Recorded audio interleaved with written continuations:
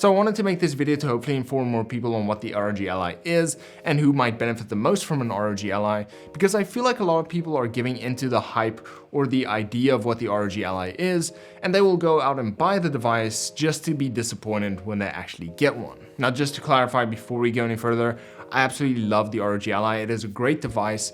It has some drawbacks, and ultimately it is just a device that isn't meant for everybody. I know a lot of people are comparing the ROG Ally to a Steam Deck and a Switch, but let's actually talk about what the ROG Ally is, because the ROG Ally isn't a handheld gaming console, it is actually a handheld PC. So where the differences come in, for example, is with a Nintendo Switch, you're buying a fully fledged handheld console with games that are made and designed for the Switch, meaning that you'll see a trailer for a game, that game will be made, you will buy it, insert the cartridge, download the game, and you can play it. There really isn't anything that you need to worry about. You don't have to worry about graphics settings, whether the game is compatible with your device, if it will run with the controllers, because the game was made for that device. Now, some people like that and some people are comfortable with that, and they don't really want to delve outside of that sort of safe pool, which is 100% fine. That is also why some people don't like building PCs, because when you are building a PC, you aren't guaranteed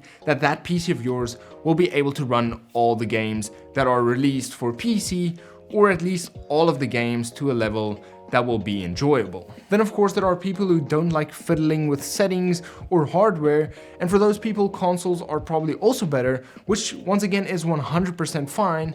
And then of course you also have the other people that may work really hard or long hours, and they just want a device that they can come home to, turn on, play a game, turn off, and go to bed.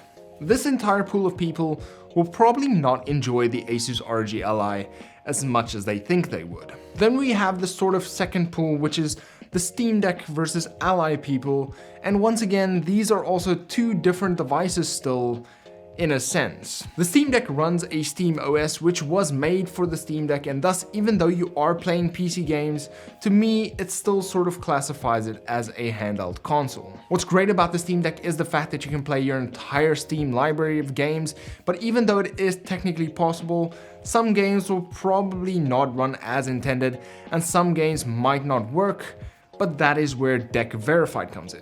So Valve is actually going through the entire Steam catalog and testing out every single game to see which games run on the Steam Deck and which games don't. And then once Valve has confirmed that the game actually runs, it will get a green check mark saying that it's verified, meaning that if you go into your Steam Deck, into your Steam library, if that game has a tick mark, it means that it will actually run on the Steam Deck.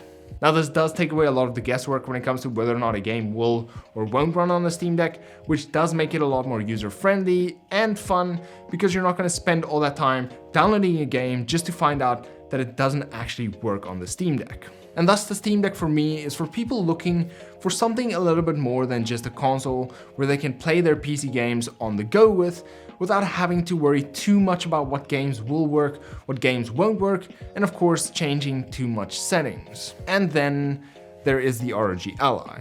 Now, the ROG Ally runs Windows 11, making it a handheld PC. I mean, the Ally even comes with Office pre-installed. That is how much of a handheld PC it is, but that is also what makes it great. Now, since it runs Windows 11, that means you can install not only Steam, but you can install Battle.net, EA, Game Pass, and have access to your entire PC game catalog while you're on the go. Now, even though you could potentially run any game that is available on PC, there are of course a few limitations. If you're trying to run a game that is really resource intensive, it might not run as smooth as it would on a desktop PC.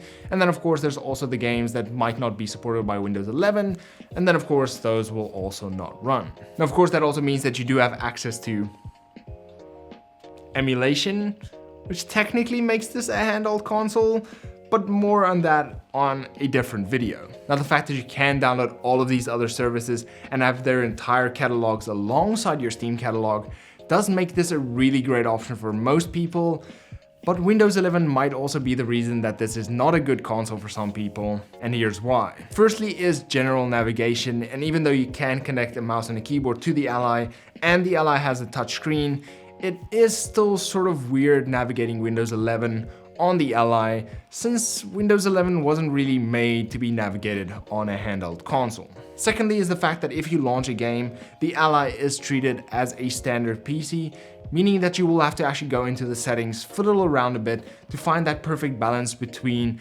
performance and looks. But since the screen is so small anyway, you can really turn down the graphics quite a lot and still have your game look really good. Third is going to be the trial and error of actually finding out which games work on the Ally. Now, of course, a quick hack for that is just going to the Steam verified website to see which games are verified for the Steam Deck. And then, of course, if they're verified for the Steam Deck, they will probably run perfectly fine on the Ally. And then as for the other games, you're just gonna have to try them out and see which ones work. And then lastly is gonna be battery life. And from testing the Ally for just over 2 weeks, I can definitely say that the battery life isn't amazing. The average battery life was usually around 60 minutes to an hour and a half, which is good, but it's not great. And then of course some games do give you more if it's less resource intensive. This isn't such a big shock because the Ally is packed with a lot of powerful components and it does have a fairly small battery to run all of that. So if you're looking for a console that can run for hours and is handheld, then this is probably not the one for you. So overall, in terms of handheld consoles and gaming, the Asus ROG Ally is definitely one that will take more effort from you to ensure that you get the best experience, while handheld consoles like the Nintendo Switch will require the least amount of effort to actually get the most fun out of it. Now, if the effort of changing settings in Windows and in games are not that big of an issue for you, then the Asus ROG Ally will be a great choice for you. It looks good in my opinion, and once you've set the settings for your favorite games, you won't actually have to go and do it every single time you launch that game, which is great.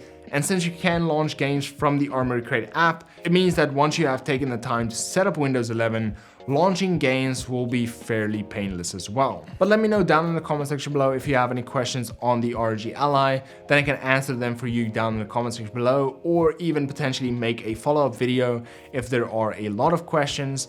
But also let me know down in the comments, which one are you going to be getting for yourself? Are you going to be getting an ROG Ally, a Steam Deck, or are you more of a Switch or console person? And then, as always, until next time. Cheers.